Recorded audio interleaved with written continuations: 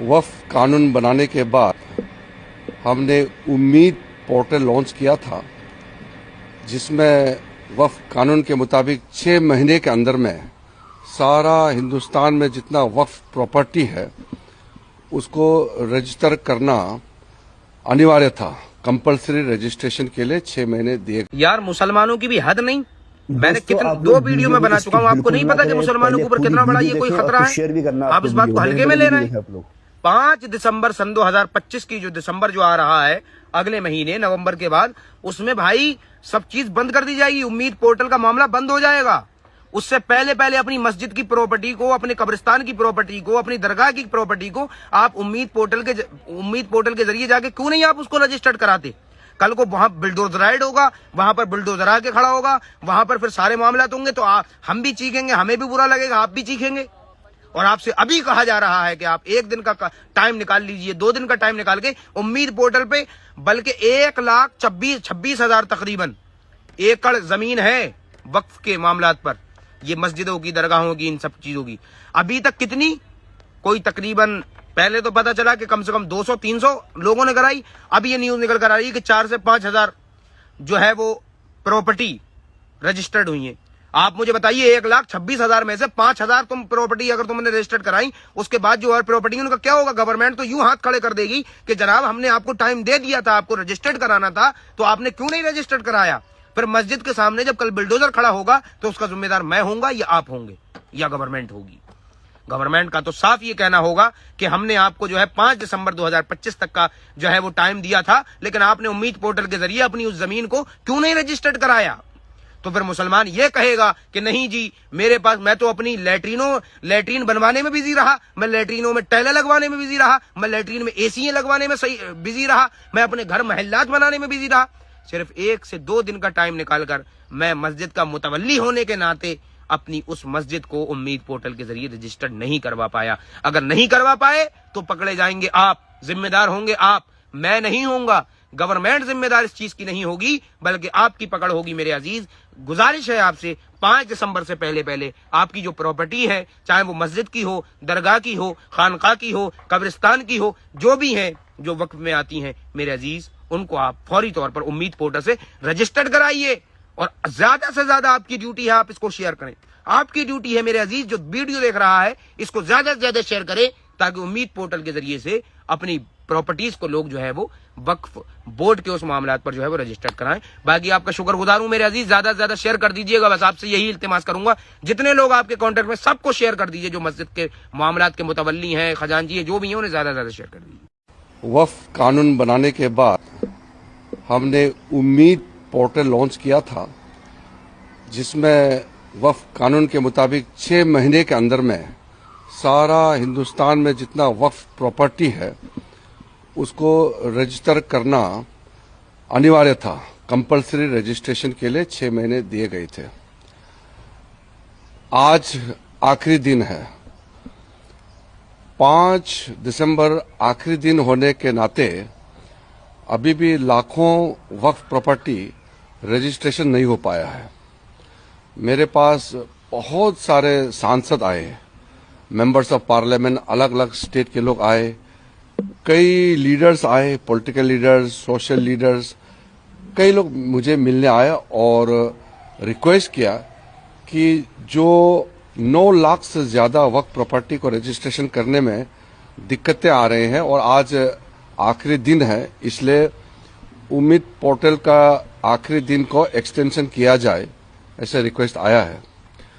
मैं सबसे पहले तो ये कहना चाहता हूं, अभी तक, आज शाम तक कितना होगा वो देखना पड़ेगा, अभी तक 1,51,000 वक्फ प्रॉपर्टी का रजिस्ट्रेशन हो चुके हैं। 1,51,000 से ज्यादा वक्फ प्रॉपर्टी उम्मीद पोर्टल में रजिस्ट्रेशन हो चुके हैं।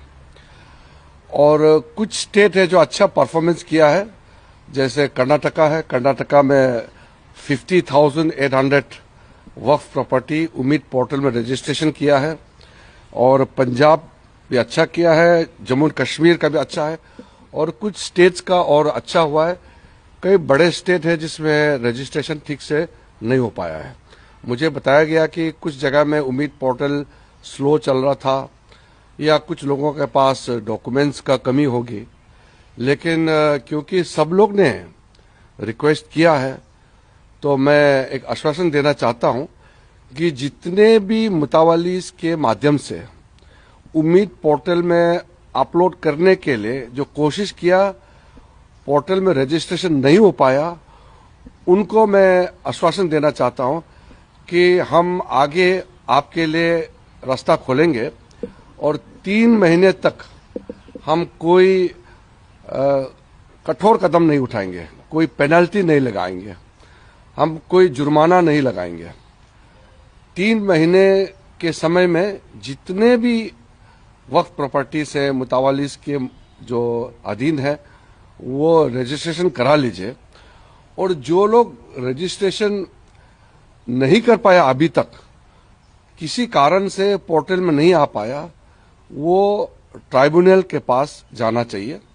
सुप्रीम कोर्ट ने वक्फ प्रॉपर्टी को लेकर के जो टिप्पणी की है, डायरेक्शन दिया है, वो बहुत साफ है कि 6 महीने का एक्सटेंशन को सुप्रीम कोर्ट ने मना किया है कि वो फर्दर एक्सटेंशन नहीं देंगे, और ट्राइब्यूनल के पास में अधिकार है कि अगर आपके पास में रजिस्ट्रेशन नहीं हो पाने का कोई कारण है तो ट्राइब्यूनल आपका तारीख को 6 महीने और बढ़ा सकते हैं, जो डेडलाइन है 6 महीने बढ़ा सकते हैं।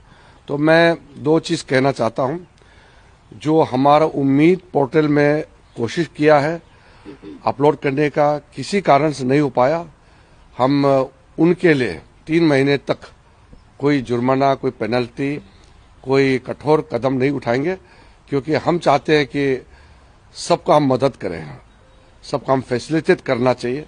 हमने पहले से भी कहा है कि नरेंद्र मोदी जी का सरकार किसी को भी अगर तकलीफ होता है तो मदद देने के लिए हम तैयार है, लेकिन कुछ चीजें हैं जो कानून से बंधे हुए हैं।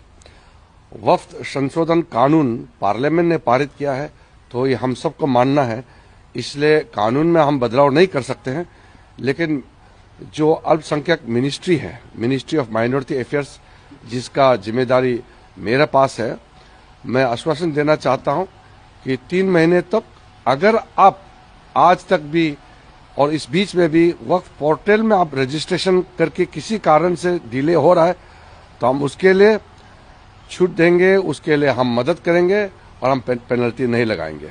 लेकिन वक्फ प्रॉपर्टी को रजिस्ट्रेशन का जो एक्सटेंशन करने का पावर है वो वक्फ ट्राइब्यूनल के पास है। हर स्टेट में ट्राइब्यूनल बने हुए हैं और ट्राइब्यूनल में जरूर जाइए, हम भी अपने तरफ से कोई मदद दे सके तो हम देंगे और ट्राइब्यूनल जरूर आपका एक्सटेंशन करेंगे।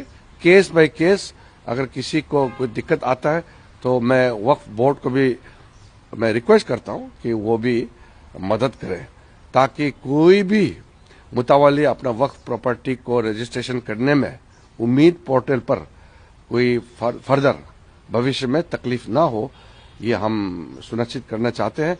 और मैं फिर से स्टेट गवर्नमेंट्स को भी मैं अपील करता हूं कि आप लोग भी सहायता करना चाहिए, क्योंकि शुरू में कुछ स्टेट गवर्नमेंट ने मदद नहीं किया, वक्फ प्रॉपर्टी को रजिस्ट्रेशन टाइमली करने के लिए प्रोत्साहित नहीं किया, अवेयरनेस नहीं कराया। तो मैं उम्मीद करता हूं कि आगे सब लोग साथ दे करके हिंदुस्तान में जितने वक्फ प्रॉपर्टी है अच्छी तरह से रजिस्ट्रेशन हो, कामकाज वक्फ प्रॉपर्टी का मैनेजमेंट में ट्रांसपेरेंसी होना चाहिए, अकाउंटेबिलिटी होना चाहिए, और अल्लाह के नाम में जो आपने डेडिकेट किया है तो उसका इस्तेमाल भी अच्छी तरह से होना चाहिए। पर सर कई लोगों के पास पेपर नहीं, इनको टाइम लगेगा रजिस्ट्रेशन के लिए, पेपर इकट्ठे करने होंगे। देखिए, कोई वक्फ प्रॉपर्टी अगर कागजी और या किसी कारण से तकलीफ में है तो वो तो ट्राइब्यूनल देखेंगे, मैं उसका जांच पड़ताल नहीं कर सकता, वो ट्राइब्यूनल करेंगे। लेकिन वक्फ प्रॉपर्टी अगर सही में वक्फ प्रॉपर्टी है तो उसका तो डॉक्यूमेंट तो होगा, ठोस डॉक्यूमेंट होगा। इसीलिए वक्फ कानून लाया गया है कि प्रॉपर्टी का अच्छी तरह से मैनेजमेंट हो, एफिशिएंटली, ट्रांसपेरेंटली। इसी का मूल उद्देश्य ये है कि वक्फ प्रॉपर्टी को बेइस्तेमाल नहीं हो, अल्लाह के नाम में उसका अच्छा काम के लिए, वेलफेयर काम के लिए, गरीब मुसलमानों के लिए, महिलाओं के लिए, बच्चों के लिए, यतीम के लिए, और मुसलमानों में जो पिछड़े हैं उनका काम आना चाहिए। यही हमारा मकसद है।